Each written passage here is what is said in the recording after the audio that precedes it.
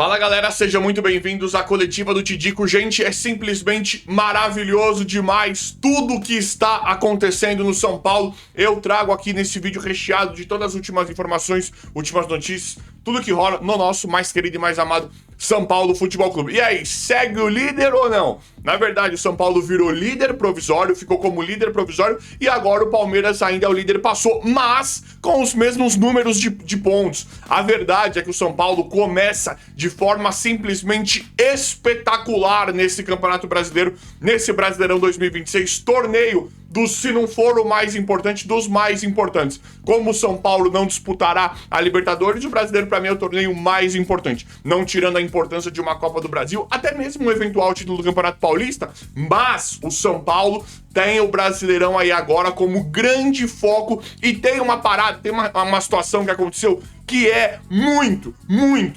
maravilhoso para comemorarmos realmente demais, que é a mudança do trabalho do técnico Hernan Crespo. É isso mesmo. Te digo como assim, do que você está falando. É o seguinte, faltou maturidade contra o Corinthians no Paulista, partida patética que o São Paulo empatou com gosto de derrota, que era para ter trazido a vitória, que faltou muita maturidade, muito recurso pro Crespo, mas que contra o Curitiba mudou demais. E aí eu não sei se foi o Rafinha que ensinou para ele, que falou pra ele, mas o Crespo acerta demais no jogo que fez contra o Curitiba. Ele pega no momento em que o São Paulo, abre parênteses aí, se o brasileiro, um campeão brasileiro se faz de vitórias fora de casa no Campeonato Brasileiro. Então ganhar qualquer partida fora de casa é importantíssimo. Então no momento em que o Curitiba poderia empatar ou até mesmo virar o jogo, o Crespo, de forma muito assertiva, coloca Lucas Moura e Calleri. Começa a colocar os jogadores principais, que é para diminuir o ímpeto natural do Curitiba, diminuir o ímpeto do time da casa, que naquele momento do segundo tempo iria começar o abafa, iria começar a pressão correndo atrás do placar, correndo atrás do resultado. Então o Crespo, nesse sentido, acertou demais. Outro ponto importante, tivemos uma grande poupada, um time bem reserva, né? Um time longe de ser o time titular do São Paulo, em que o São Paulo estava jogando contra o Curitiba, pensando na semifinal contra o Palmeiras no final de semana. Então, nós, além de tudo, conseguimos trazer essa vitória poupando jogadores e com alguns caras ali que simplesmente não dá mais. Esse Tapia, infelizmente, é horroroso, esse cara não pode jogar no São Paulo. Está voltando o André Silva, e aí nós não precisaríamos mais olhar pro Tapia. Tapia é muito abaixo, concordo. Te digo que ele é raçudo, fez uns gols importantes. Eu sempre tive uma boa disposição aqui com o Tapia, uma vontade de elogiar, só que esse cara, ele é muito ruim, infelizmente. Esse Wendel não dá mais. Patético, e não é só questão técnica, não. É o miguezinho. Pra mim, dá migué em campo sim. O cara não pode custar o que ele custa jogando tão mal. Paciência zero. Acabou a paciência com o Wendel. Esse jogo foi bom para nós vermos várias situações que aconteceram, como expor cada vez mais como o Wendel e Tapia, por exemplo, não servem. O Tapia eu não vejo migué no Tapia, eu só vejo ruindade mesmo. Mas nesse Wendel eu vejo migué. Acabou pra esse Wendel. Paciência zero. E agora nós entendemos porque esse cara veio pro São Paulo por uma verdadeira fortuna, né? Porque tinham pessoas querendo diretamente destruir o São Paulo, mas o São Paulo é grande demais, São Paulo é gigante demais, e aquela gente imunda que pra mim acordava pra destruir o São Paulo, não conseguiu. Então hoje nós entendemos porque pagaram fortuna no Wendel, porque não pagaram a dívida, porque o São Paulo não jogava mais no Morumbi, porque que deram, né, quase que doaram o William Gomes e deram o Moreira pro Porto. Hoje nós entendemos, porque eram pessoas realmente inspiradas pra destruir o São Paulo. Hoje a gente entende muito bem algumas coisas, né? A gente entende melhor por que não quitou nada da dívida, por que a dívida só aumentou. Hoje nós entendemos que o São Paulo está longe de estar falido, que tem muitos recursos para quitar a dívida, mas enfim, eles não conseguiram destruir o São Paulo, porque o São Paulo é grande demais, é gigante demais. Então, esse jogo contra o Curitiba, essa vitória maravilhosa, porque é fora de casa e porque o São Paulo estava basicamente com o time inteiro reserva, é muito espetacular, porque expõe jogadores que não servem e o São Paulo consegue uma vitória, 3 pontos importantíssimos com o time aí poupado, com o grande time poupado. Então é simplesmente espetacular o que aconteceu entre São Paulo e Curitiba. É muito bacana mesmo. E aí nós tivemos, né? Não jogamos com o Marcos Antônio, com o Danielzinho, gol do Cauli, que eu já falei aqui, pra mim é um craque, todo mundo sabe que ele é um craque, fez um gol de pênalti, ele foi decisivo. O time de São Paulo não jogou muito bem, mas nós tivemos muitas belíssimas impressões com alguns jogadores e impressões ruins com outros. Tivemos o Jordan no meio de campo, mas o Cauli foi importante. Olha a grandeza do Cauli. O Cauli, ele não é um jogador... Ferreirinha não foi bem de novo, mas o Cauli, ele não é um jogador reserva. Ele está reserva no São Paulo porque o São Paulo está muito encaixado. Com o Danielzinho, Marcos Antônio, Lucas, Luciano e Caleri. Então, fica realmente difícil pro Cauli chegar num São Paulo que tá encaixado. Mas amanhã ou depois o Cauli pode beliscar essa titularidade com certeza. Porque qualidade e técnica ele tem. É um cara a ser muito destacado em campo, a ser muito respeitado, estando bem ou não. Ele nem estava numa noite tão boa, mas é o Cauli. Os jogadores do São Paulo e os adversários também sentem, porque é um verdadeiro craque.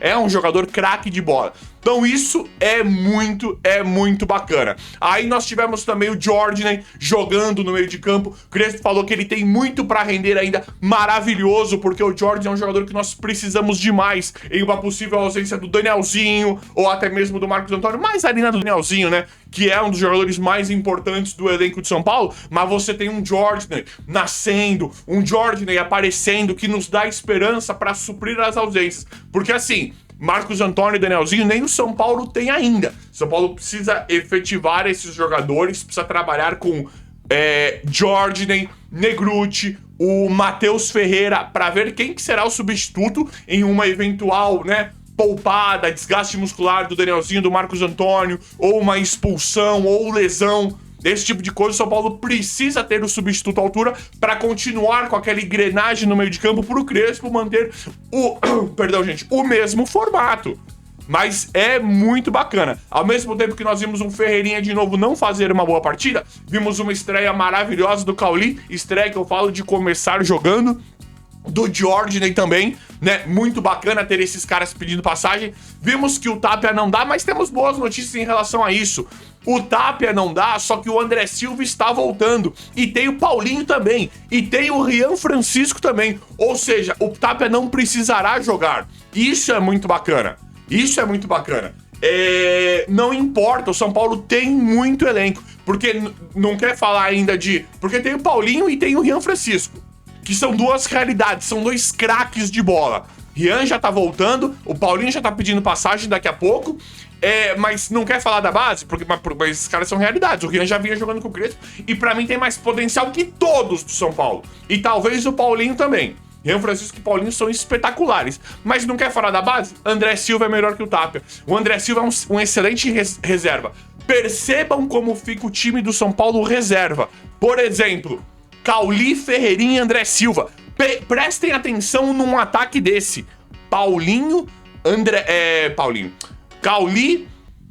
Cauli, Ferreirinha e André Silva. Estou falando de um ataque reserva. É muito forte falando nível Brasil. São Paulo fica com um elenco recheadíssimo. Tivemos uma zaga não tão interessante. Aqui fica um sinal de alerta pro Crespo. Tivemos uma zaga não tão interessante de 3 zagueiros. Ali tem o Tolói, Arboleda e Alan Franco. Pra mim o Arboleda não jogou bem.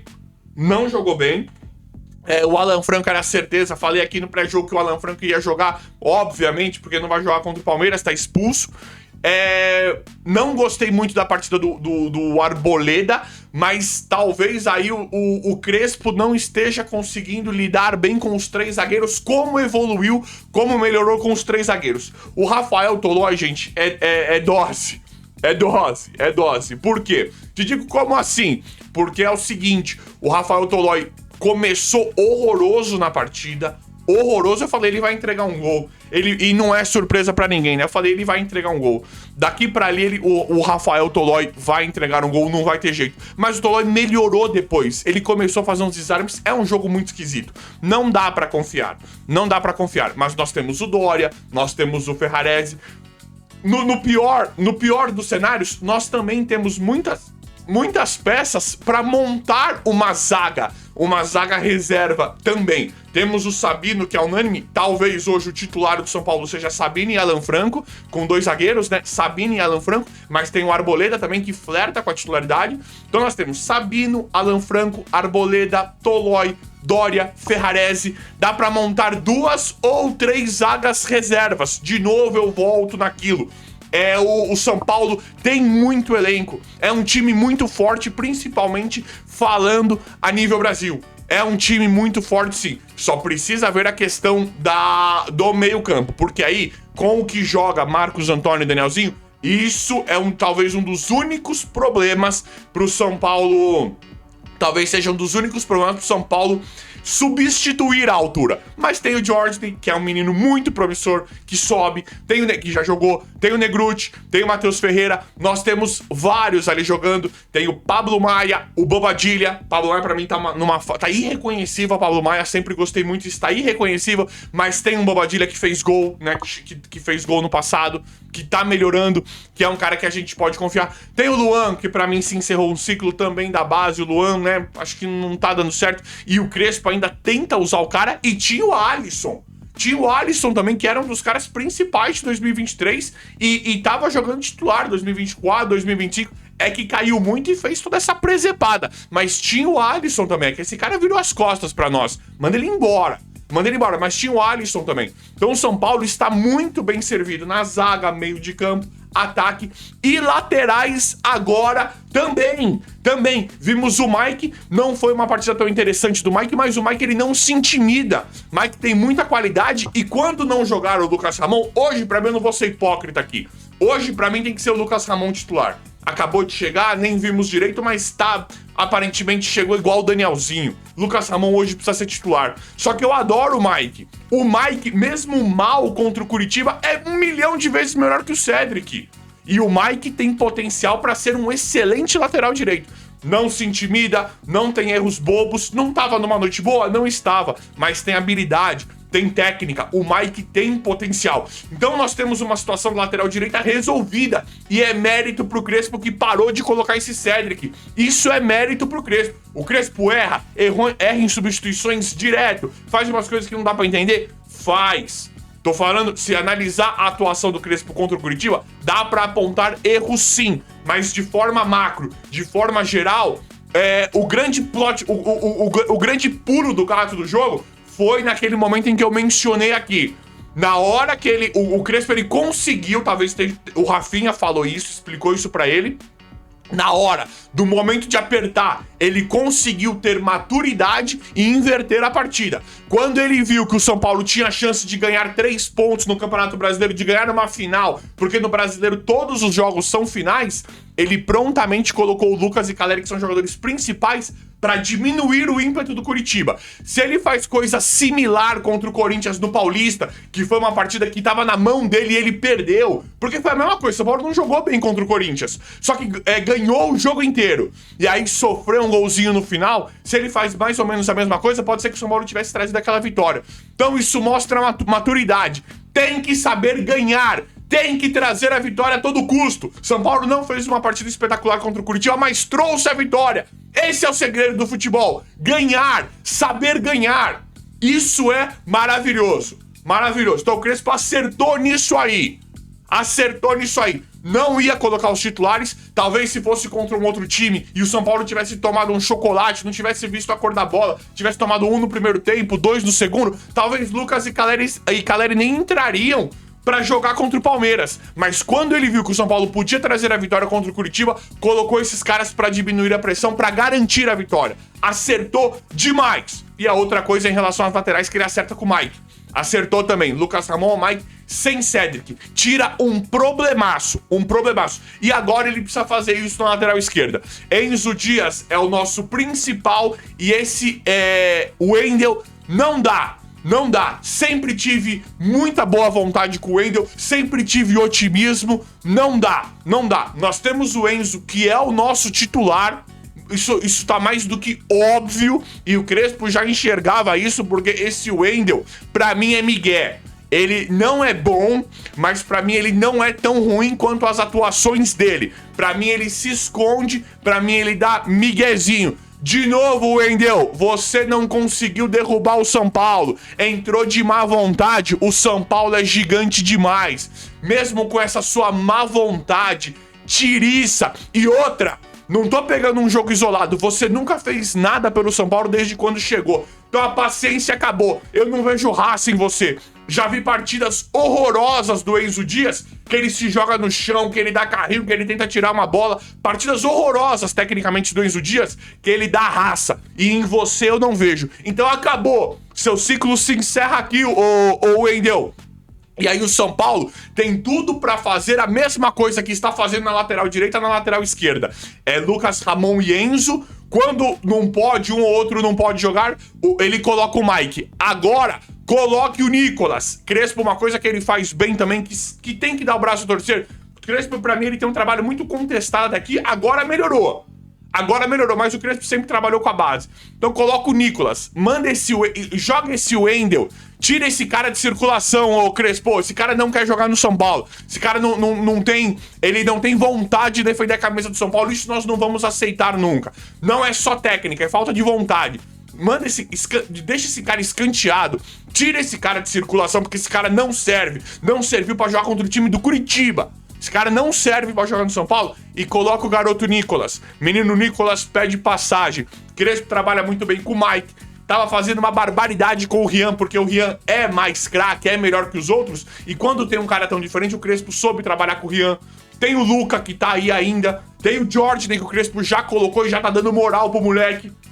E agora tem o Nicolas, que tem muito mais potencial que esse Wendel. Nicolas está flertando muito já com o time principal do São Paulo. Tem interesse da Roma e o São Paulo pode fazer a mesma coisa. Digamos que ele precisa poupar o Enzo, põe o Lucas Ramon na direita e o Nicolas. Digamos que ele quer poupar o Lucas Ramon, põe o Enzo e o Mike. Dá pra trabalhar dessa forma com as laterais do São Paulo. Dá pra trabalhar dessa forma tranquilamente com esses garotos da base, porque ficou exposto que esse Wendel não pode participar. Não pode vestir a camisa do São Paulo. Não dá. Paciência esgotada. E aí, com isso, fica claro o elenco de São Paulo. Falamos da zaga, falamos do meio do campo, que talvez seja um dos melhores meio-campos do futebol brasileiro hoje, com esse Marcos Antônio e com esse Danielzinho. Por isso que ali ficou muito mais fácil pro Lucas, pro Luciano e pro Caleri. Ficou espetacular. Temos um meio de campo, ataque fortíssimo, meio de campo, ataque reserva também fortíssimo, zaga, e temos também resolvido os problemas das laterais em casa, com duas baita contratações do Lucas Ramon com o Enzo Dias, com o Mike com o Nicolas. Então coloca agora o Nicolas, porque já tem interesse da Roma, e a gente já sabe que é um menino prodígio que pode fazer exatamente o que está fazendo com o Mike, colocando, intercalando com o titular, sendo muito titular, sendo muito principal, sendo muito protagonista na posição também. Então o São Paulo tem elenco fortíssimo, sim, tem coisas maravilhosas finalmente vindo por aí. E aí, galera, vamos São Paulo ou não? O vídeo hoje foi esse, valeu e até a próxima.